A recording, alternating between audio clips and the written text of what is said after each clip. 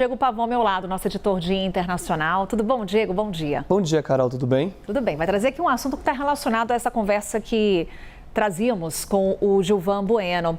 Diego, que é eleições de meio de mandato. Quando a gente fala de economia, é preocupação em qualquer país do mundo, em qualquer eleição. Nos Estados Unidos não é diferente. O que é eleição de meio de mandato? Quando tem a renovação ali de parte do Congresso americano. Então, quando a gente fala de inflação, de emprego, tudo isso influenciando as decisões do Banco Central dos Estados Unidos, isso também impacta a decisão do eleitor em democratas ou republicanos, essa renovação da Câmara e do Senado por lá. Com certeza, Carol. A gente já falou muito disso aqui. O eleitor, quando vai votar, tende a votar com a mão no bolso, pensando nas finanças, pensando no dinheiro, pensando principalmente quanto sobra de dinheiro mês a mês. E, claro, essa questão também é algo muito importante para o eleitor americano. Só para explicar, em novembro, os Estados Unidos vão ter as chamadas eleições de meio de mandato. Que é isso? É a renovação, como a Carol disse agora, renovação do Congresso. Todos os 435 assentos da Câmara dos Representantes, seria o equivalente à nossa Câmara dos Deputados, são disputados nessa eleição. E 1/3 do Senado, lembrando, nos Estados Unidos, o mandato de um deputado é de 2 anos e o do senador é de 6 anos, por isso acontece essa renovação. Na verdade, o que a gente está falando é um grande teste, um referendo sobre a popularidade do presidente. É a eleição que define como vai ser a metade final do mandato do presidente americano.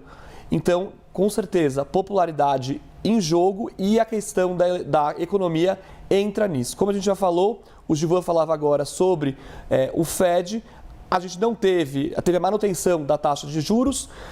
Para o eleitor, uma taxa de juros que não sofre cortes, uma taxa de juros alta, gera uma sensação de uma economia mais travada. O poder de compra parece reduzido para ele, o crédito fica mais caro, fica mais difícil de conseguir e isso, claro, vai influenciar na eleição, vai influenciar em como o eleitor vota.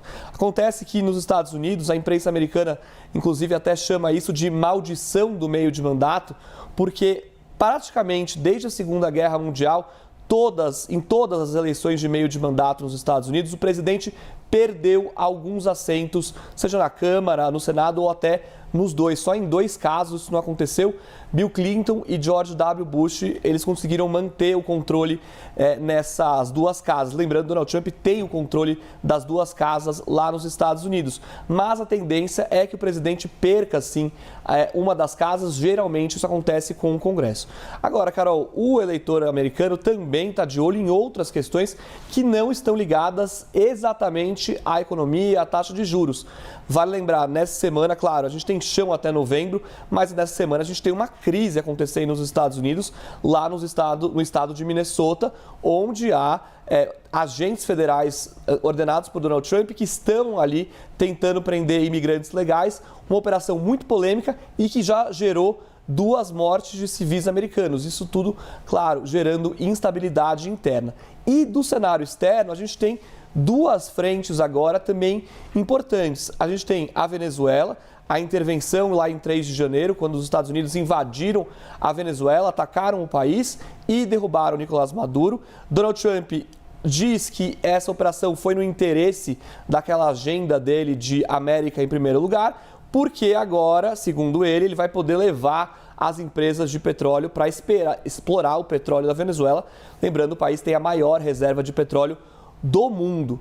E isso, claro, muita gente falando, a gente já até mostrou isso, o retorno desse petróleo deve demorar muito para os americanos verem algum retorno com esse petróleo que pode ser explorado na Venezuela. E também, ao mesmo tempo, temos agora a ameaça contra o Irã crescendo. Donald Trump deslocou ativos militares, colocou um porta-aviões, a gente vai falar disso daqui a pouco, colocou um porta-aviões ali no Oriente Médio, ameaçando atacar o Irã caso ele não entre em uma negociação sobre aquele acordo nuclear. Carol, toda essa movimentação militar custa milhões e milhões de dólares todos os dias para os Estados Unidos, que estão se endividando com isso e se endividando com juros altos, ou seja, a dívida vai ficar mais cara no futuro.